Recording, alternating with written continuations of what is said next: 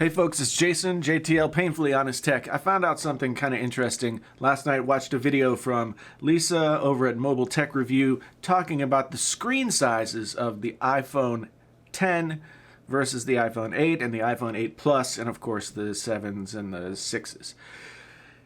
The point that she was making was really interesting to me because on paper, they say that the iPhone 10 has a 5.8-inch screen.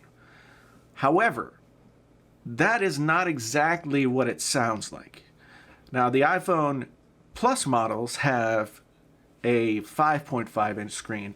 Where the difference is, like, I don't know if you've ever gone shopping for TVs and they say this is a 55-inch TV. Like right now I'm looking at a 25-inch monitor. They measure it diagonally, okay?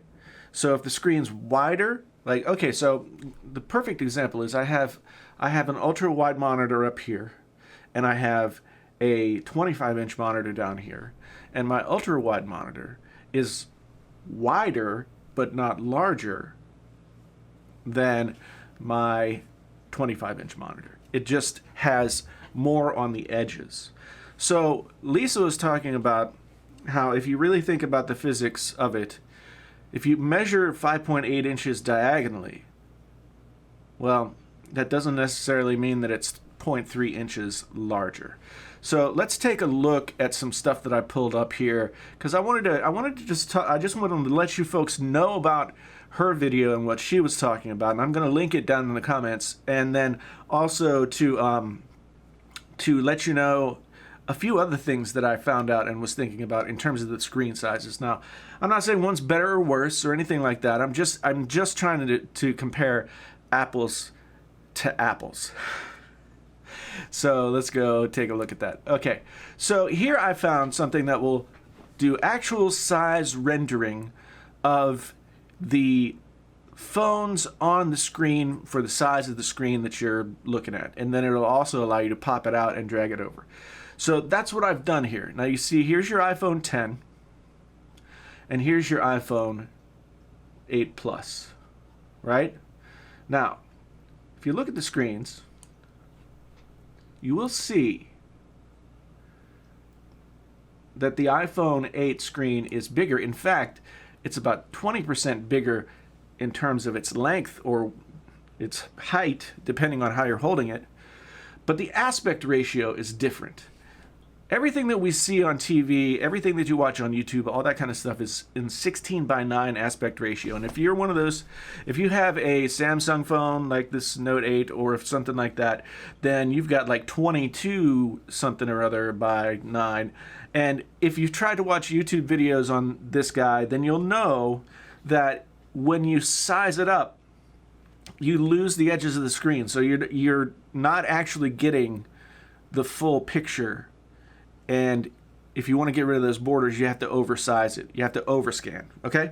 So if you look at this down here, so we've got, let's just put this box inside of this box.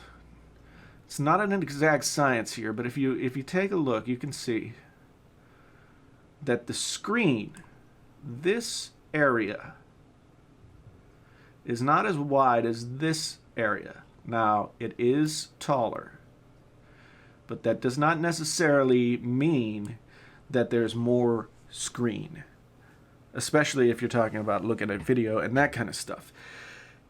What does this mean? It means that really, if you're somebody who likes the phablet style phone and you think you're going to get the iPhone 10 and get 5.8 inches and not have all of this and have a smaller phone with the same size screen, that's just not the case. And I wanted to make sure that I sort of made that point. Let's go over here.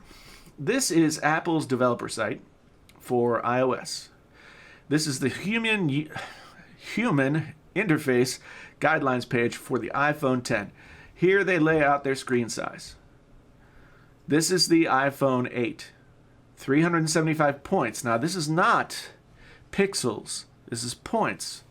And 677 points, right?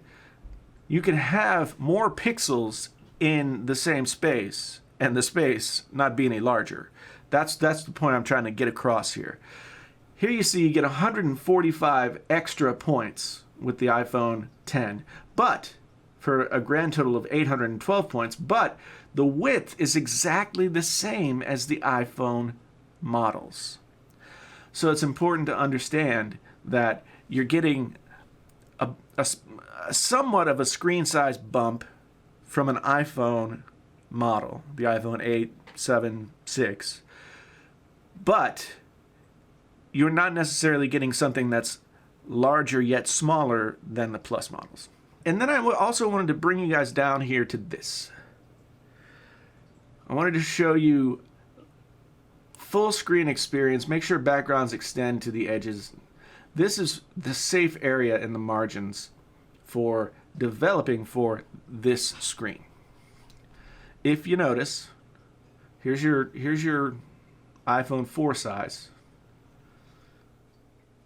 Look at the safe area that they put in here. I don't believe that they have all of the same. So this is how it would render.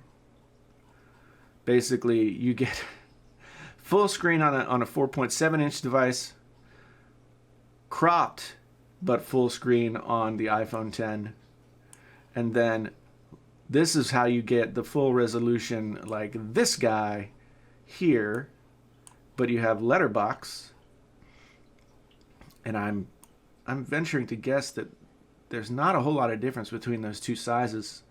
And then full screen for the iPhone X, so something designed for full screen on the iPhone 10, and how it would be rendered in the smaller screen. So it's important to understand that you measure aspect ratio of a screen diagonally from corner to corner.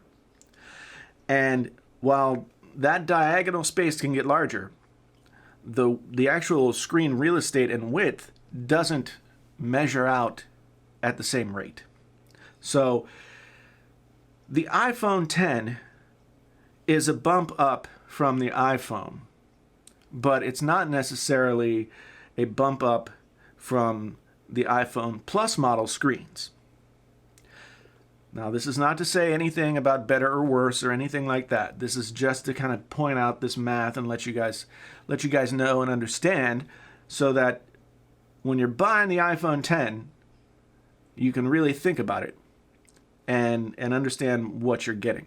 You're getting better specs, better resolution on the screen, different kind of screen, better camera, all that kind of stuff, but you are not getting a larger screen in the same way that you might think you're getting a larger screen. Does that make sense? Let me know down in the comments. I just wanted to make this quick video letting you guys in on this, and again, I'll link Lisa's video down there and somewhere else. And thanks for watching. Let me know what you guys think about this. I mean, does this change the way that you feel about potentially getting the iPhone 10? I hadn't really thought about it this way until she pointed it out, and so that's why I wanted to point it out to you. Anyway, thanks for being here. My name's Jason. This is Painfully Honest Tech. Till the next time, I'm out.